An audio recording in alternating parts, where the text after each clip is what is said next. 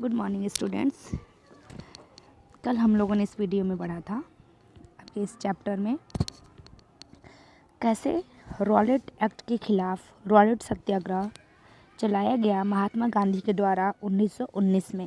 इसी दौरान जलियांवाला बाग हत्याकांड भी होता है और इसके बाद 13 अप्रैल 1919 को जलियांवाला बाग हत्याकांड भी होता है और उस पर किस तरह से रविन्द्रनाथ टैगोर अपने नाइटहुड की उपाधि को रिटर्न कर देते हैं ब्रिटिश गवर्नमेंट को, इसको भी हम लोगों ने कल क्लियर किया था।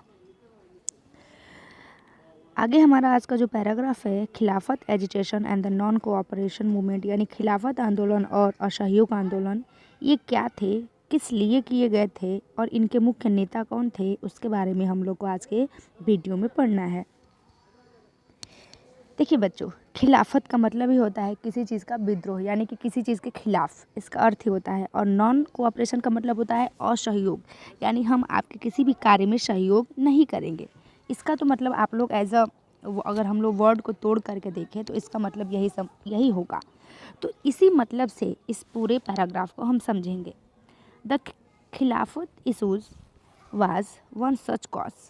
इन खिलाफत आंदोलन क्यों हुआ उसको देखते हैं, उसका कारण क्या था। In 1920 the British imposed a harsh territory on the Turkish sultan और द खलीफा, यानी सन 1920 में अगर हम ब्रिटिश जो गवर्नमेंट थी वो तुर्की के सुल्तानों या फिर जो मुसलमानों के खलीफा होते हैं, जो धर्मगुरु होते हैं, उनके खिलाफ ब्रिटिश गवर्नमेंट ने क्या किया, एक शासन लागू किया। People were furious about as had been about the Jallianwala mascara. अभी जलियांवाला मस्कारा यानी जलियांवाला जो बाग कांड हुआ था, अभी उस कांड से लोग उबरे ही नहीं थे। तब तक मुसलमानों के जो धर्मगुरु खलीफा होते हैं उनके ऊपर उनके धर्म का प्रचार प्रसार या फिर उनके जो हक हुआ करते थे। देखिए, खलीफा कौन होते हैं, ये मुसलमानों के अपने एक धर्म गुरु होते हैं जो इनके धर्म का प्रचार प्रसार या फिर इनके बनाए गए कायदे कानून के अनुसार जो मुसलमान होते हैं वो अपने क्रियाकलापों को करते हैं।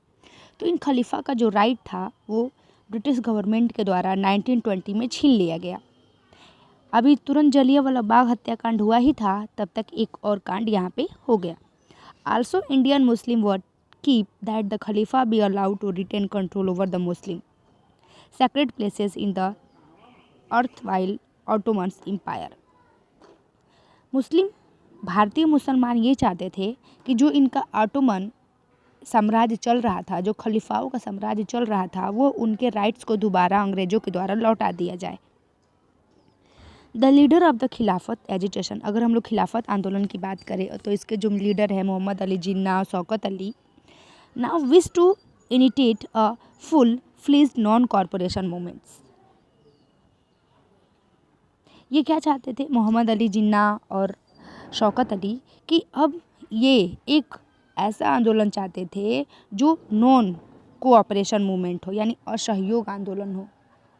ये खिलाफत आंदोलन तो ये लोग चला ही रहे थे मुसलमानों के खिलाफ, लेकिन मुसलमानों के जो लीडर जो अंग्रेज़ों के खिलाफ खिलाफत आंदोलन तो यहाँ चल ही रहा था, लेकिन जो मुसलमानों के लीडर थे मोहम्मद अली जिन्ना और शौकत अली, अब ये चाहते थे कि खिलाफत आंदोलन से भी बड़ा एक आंदोलन चलाया जाए जिसका नाम हो असहयोग आंदोलन।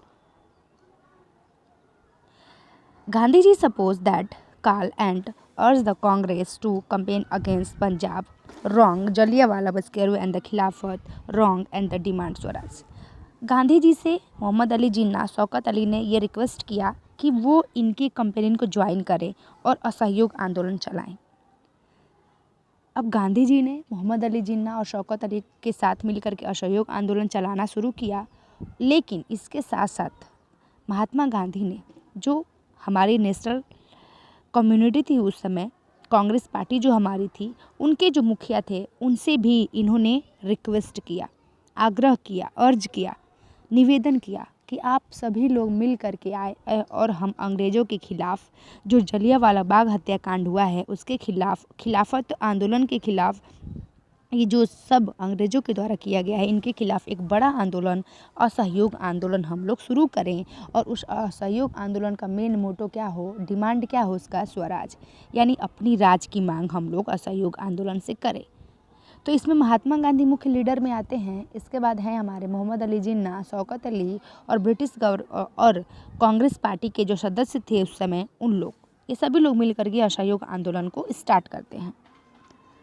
द नॉन कोऑपरेशन मूवमेंट्स, ये जो असहयोग आंदोलन है, गेंड मोमेंटम दो 1921 to 22 बहुत अच्छे से चला। 1920 से 1921 असहयोग आंदोलन बहुत अच्छे से भारतवर्ष में चला और बहुत फैला भी।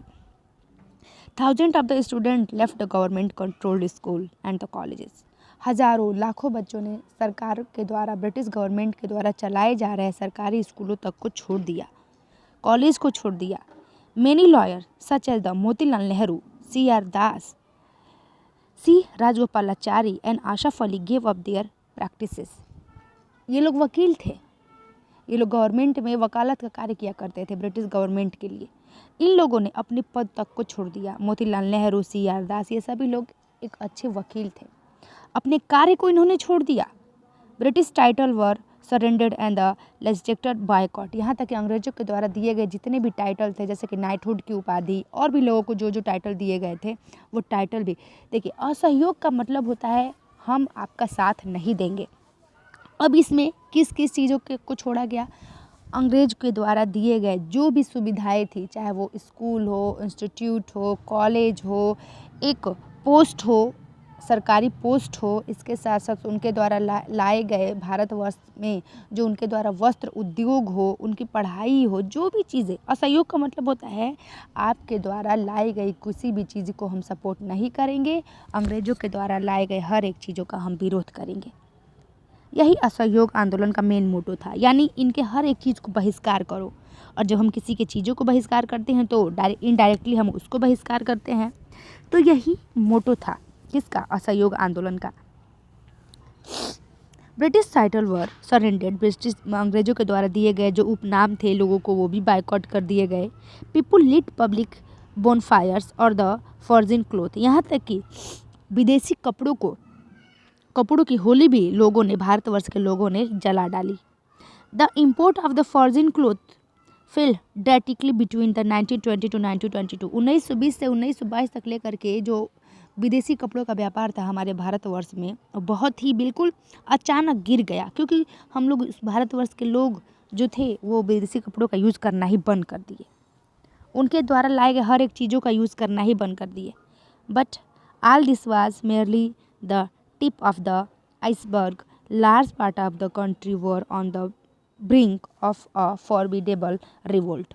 यही नहीं, अगर सिर्फ भारतवर्ष ऐसा नहीं था कि जहाँ पर पंजाब में अमृतसर में जलियांवाला बाग हत्याकांड हुआ था वहीं पर लोग ऐसा कार्य कर रहे थे, बल्कि हर एक जगह पर जहाँ जहाँ लोग जिन जिन चीज़ों से नाखुश थे अंग्रेज़ों के, वहाँ वहाँ के लोग अंग्रेज़ों का विरोध कर रहे थे।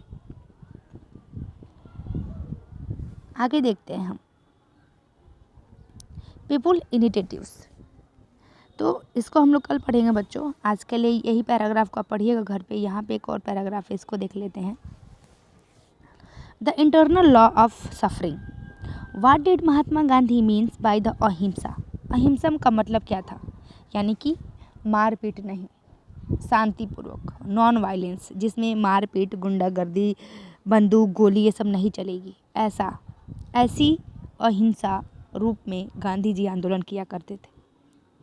हाउ कुड अहिंसा become the basis of the struggle. अहिंसा कैसे, हम लोग अहिंसा को किसी संघर्ष का शुरुआत, हम अहिंसा से किसी संघर्ष की शुरुआत कैसे कर सकते हैं? किसी स्ट्रगल का आधार अहिंसा कैसे हो सकता है? This is what Gandhi ji said. शायद इसका आंसर गांधी जी ने कहा, non violence come to us though doing good continuously without the slightest expectation of the return. हम लोग शांति से, बिना किसी दंगा फसाद के, बिना किसी मार काट के, हम लोग शांति से चुपचाप अहिंसा का मार्ग अपना करके अपने कार्यों की मांग करेंगे। That is the indispensable lesson in non violence.